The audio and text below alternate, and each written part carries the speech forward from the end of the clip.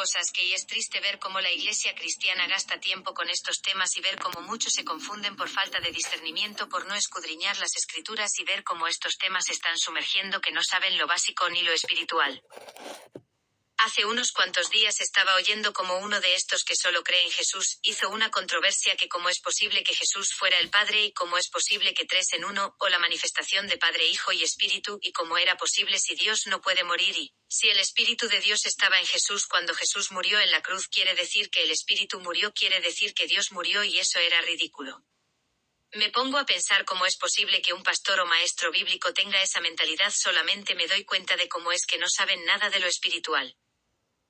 Me pregunto si nunca han leído Juan capítulo 1:1 en el principio era el verbo y el verbo era con Dios y el verbo era Dios y este era en el principio con Dios todas las cosas por él fueron hechas y él sin él el nada de lo que ha sido hecho fuese hecho versículo 4 en él estaba la vida y la luz de los hombres 5 la luz entre los tinieblas resplandece y las tinieblas no permanecen contra ella el mensaje de Juan el Bautista que la luz de los hombres venía al mundo versículo 9 aquella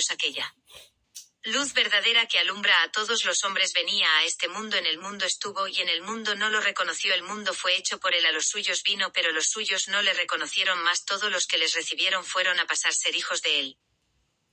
Como dice la Escrituras el problema está que no están viendo con los ojos espirituales, y esto me da ver a mí quien no tiene el espíritu de verdad, porque como dice 1 Corintios 2:13 lo cual también hablamos no con palabras de sabiduría de un humano, sino con la que enseña el espíritu acomodando lo espiritual a lo espiritual.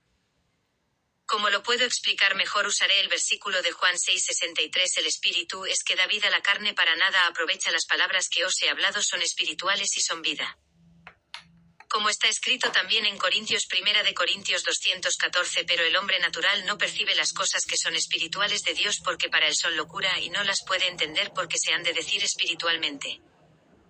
Y me da risa lo que él dijo este maestro pastor lo que sea pero realmente no tiene espiritualidad en él porque claramente dijo que era una locura decir que Dios podía morir en la cruz que como podía estar el Espíritu de Dios en Cristo Jesús si Cristo Jesús era Dios y Padre y Espíritu si Dios no puede morir quiere decir que el Espíritu no estaba en él y aquí es una clara forma de entender quién no está en el Espíritu rápidamente si alguien conoce la palabra debe que entender que el que niega al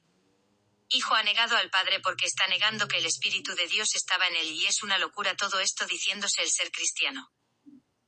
Otros ejemplos para esas personas que no creen que Dios se manifestó en tres o es imposible la manifestación en tres porque dicen que no es correcto es una locura y le ponen tanto énfasis a unas filosofías inventadas y hombre que no es posible tres en uno que está siendo creyente entre dioses o que Dios se manifiesta en tres que no es posible y según son cristianos pero lo que pasa que no tienen el espíritu y no pueden tener el discernimiento de espíritu porque no están en el espíritu y la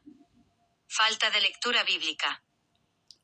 Porque si tuvieran lectura bíblica supiera lo que dice Juan 14 no crees que yo soy el Padre, y él permanece en mí las palabras que yo os hablo no las hablo yo por mí mismo sino que el Padre que mora en mí hace las obras 11 crees que yo soy el Padre y el Padre en mí de otra manera créeme por las obras.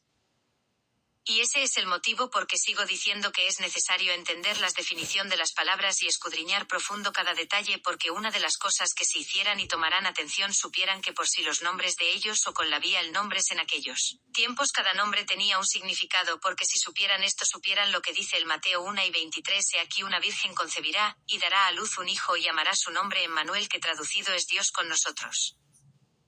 Ahora también lo conocemos como Jesús nuestro Señor Jesucristo. El nombre Jesucristo tiene una traducción, un significado que es liberador y rescatador. Esa es la definición. El nombre de Jesús para decirlo más claro Dios el Padre fue el que se hizo carne y lo rescató y lo salvó, los libertó y ahora en estos tiempos con el Espíritu Santo es el que los libera y los rescata.